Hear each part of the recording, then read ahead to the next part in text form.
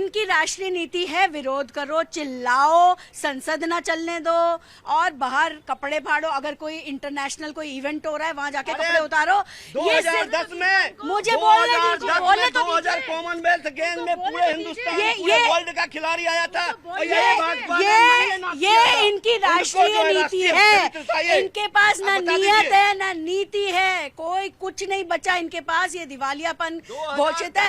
और अभी और ये पता है क्या है, इतने फ्रस्ट्रेट हो गए हैं, इन्होंने 14, 19 पचा लिया, अब 24 आ गया।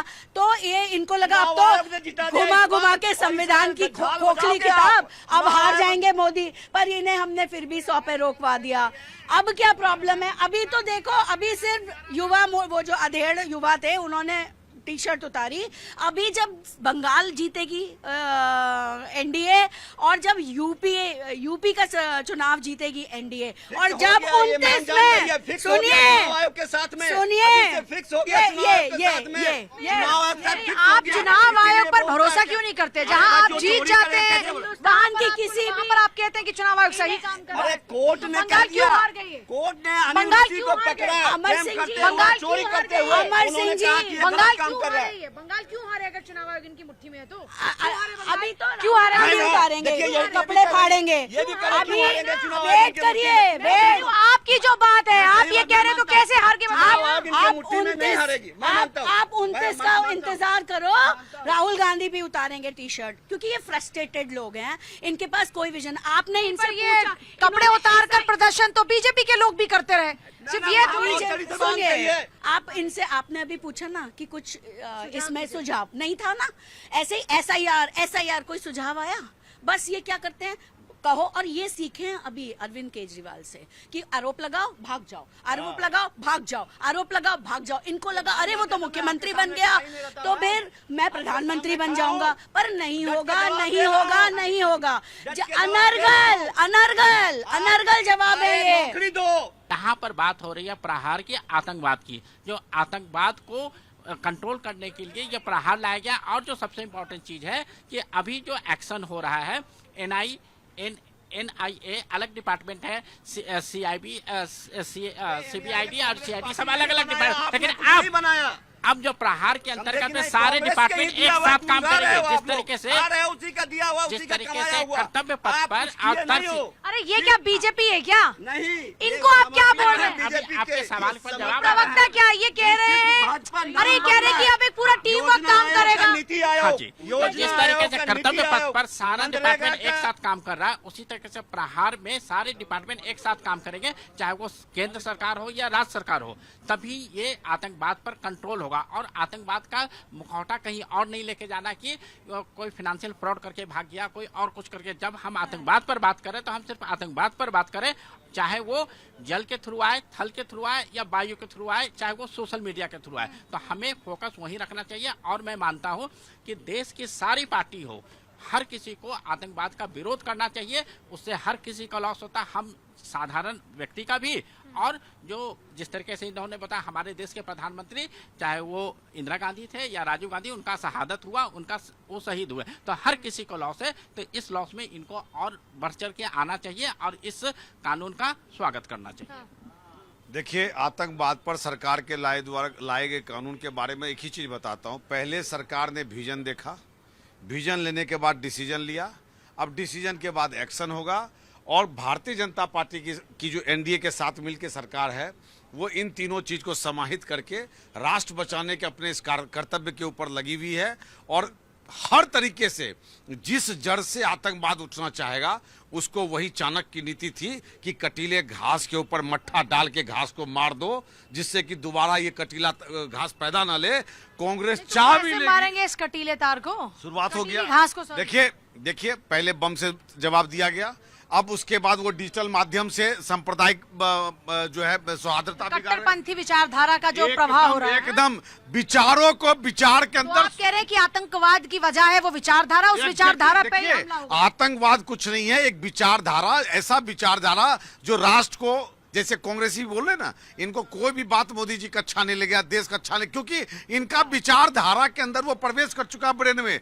ये चीखेंगे, चिल्लाएंगे, समझाने की कोशिश करेंगे, कोई सुनेगा नहीं। आतंकवाद के खिलाफ लड़ने के लिए कांग्रेस पार्टी हमेशा साथ रहेगी। अभी हमारे कांग्रेस के प्रवक्ता कह रहे थे कि हमने दो प्रधानमंत्री खोए हैं।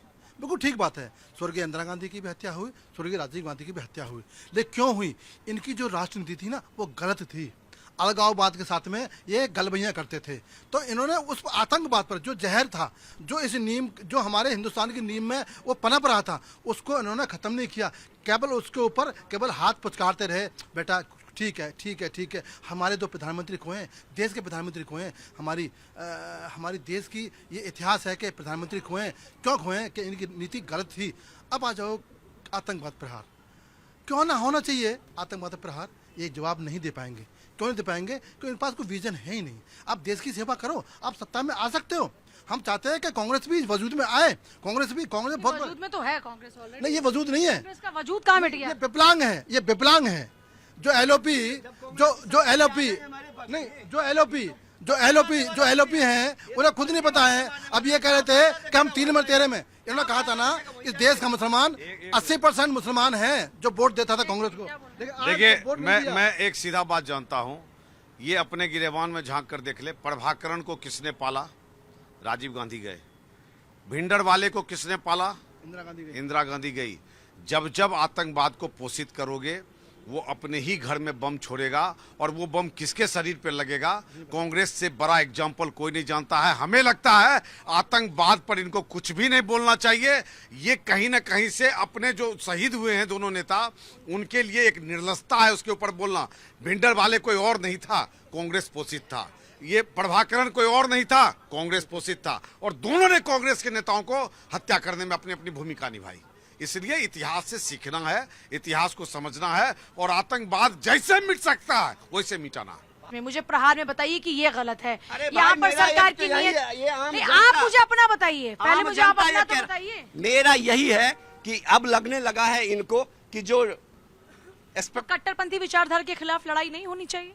नहीं, आप लड़ो ना, कौन मना? जहर उगलने वाले लोगों के खिलाफ बिल्कुल लड़ाई करो, लड़ो, कौन मना किया? देश में दूरियां पैदा करने वाले, लड़ो, आतंकवाद को जो जन्म देते हैं उनके खिलाफ नहीं लड़ाई होनी चाहिए। लड़ो, बिल्कुल लड़ाई लड़ो। आतंकवाद का खात्मा नहीं होना हाँ, चाहिए। होना चाहिए, बिल्कुल होना प्रहार में ऐसा क्या है जिसपे आपको एतराज है कि आपको ये लगता है कि जी इनकी नीयत में यहाँ पर खोट है और ये लोगों को टारगेट करेंगे, ये लोगों को यहाँ पर नुकसान पहुंचाएंगे? ये तो क्लियर कह रहे हैं कि कहीं संप्रदाय नहीं, कोई धर्म नहीं, कोई जाति नहीं, आतंकवाद का कोई मजहब नहीं, आतंकवाद के खिलाफ में हमारी लड़ाई है। आतंकवाद के खिलाफ में मैं 25 बार इसी शो में बोल चुका हूँ, फिर मैं बोल रहा हूँ। अगर आपने सुना नहीं तो कोट कर लीजिए। आतंकवाद के खिलाफ में कांग्रेस पार्टी सरकार के साथ खड़ी है। तो प्रहार के साथ खड़े हैं। अरे सुन तो लो मैम, सुन तो लो। अगर देश में बाहरी अटैक होता है, सरकार के साथ कांग्रेस पार्टी खड़ी रही है हमेशा। यहाँ पे कानून है, सुप्रीम कोर्ट है।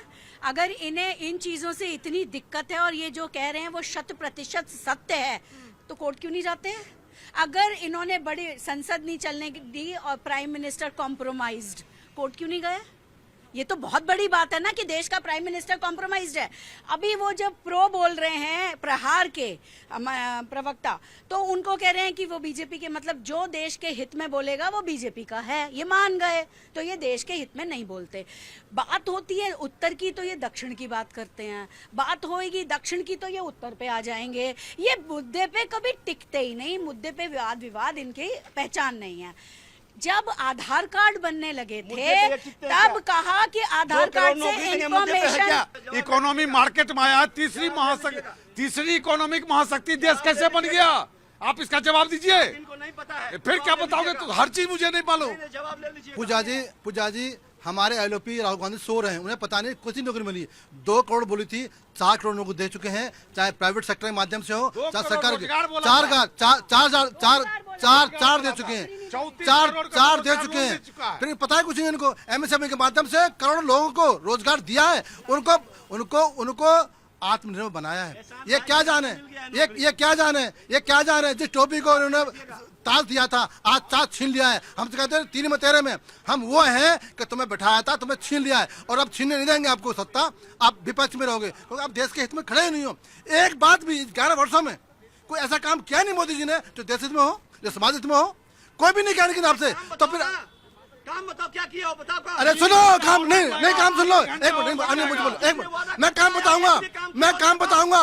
घर शौचालय किसने खुलवाया, जल से नल किसको दिया, ऊपर से नीचे कांग्रेस का दिया हुआ है। 50 सभ्यता संस्कृति पढ़े हो कांग्रेस के द्वारा, अभी भी एम्स में इलाज कराने जाता हो कांग्रेस का बना हुआ। अरे तुम लोग यार कितने एम्स थे 70 साल से, कितने एम्स थे, अभी कितने 30 एम्स। पढ़े हो उसमें भी कांग्रेस पार्टी का दिया हुआ। जो नौकरी की तो सीधा सीधी बात यह है कि कोई भी पार्टी हो, हर किसी पार्टी को आतंकवाद का समर्थन देना चाहिए, समर्थन बताओ इस प्रहार का समर्थन करना चाहिए और आतंकवाद के विरुद्ध में खड़ा होना चाहिए। क्योंकि समय बदल रहा है, पहले फिजिकल आतंकवाद था, अब ये टेक्नोलॉजी, सोशल और सोशल मीडिया, हर तरीके से आतंकवाद हमारे दिल दिमाग और हमारे सोसाइटी में आ रहा है। तो हर पार्टी को इसमें आके सहयोग देना चाहिए और आतंकवाद को खत्म करना चाहिए।